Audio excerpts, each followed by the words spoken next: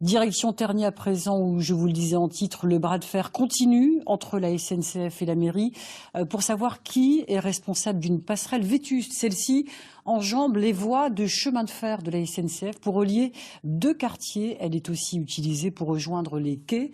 Construite dans les années 30, elle est vétuste et doit être rénovée. Les usagers, eux, s'impatientent. Tristan Bonnet-Pessotto avec Marie Roussel.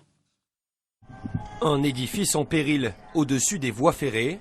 À Tergnier, cette passerelle de la discorde empruntée par près de 800 personnes chaque jour n'en finit pas de faire parler. Vous l'utilisez souvent, cette passerelle? Tous les jours.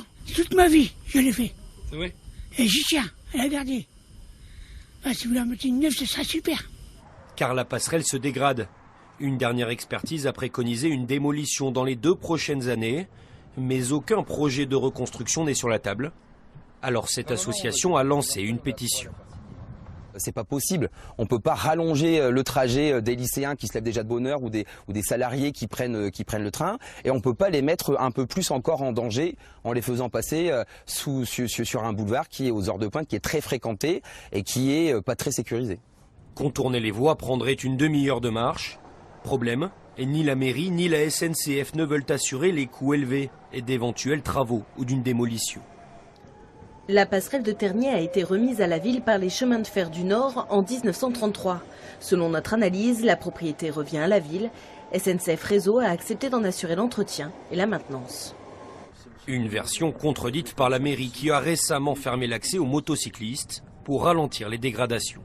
Nous, on a fait. On a bouché à l'extérieur, enfin, on a empêché à l'extérieur. Mais parallèlement, un train qui passe à 160 km/h ici, apparemment, ça n'ébranle pas du tout l'édifice.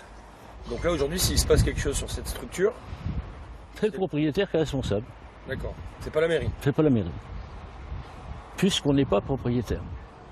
2 parties qui se renvoient la balle. La mairie a récemment déposé un arrêté de péril pour forcer la SNCF à entamer des travaux. L'entreprise a saisi le tribunal administratif d'Amiens pour faire annuler cet acte.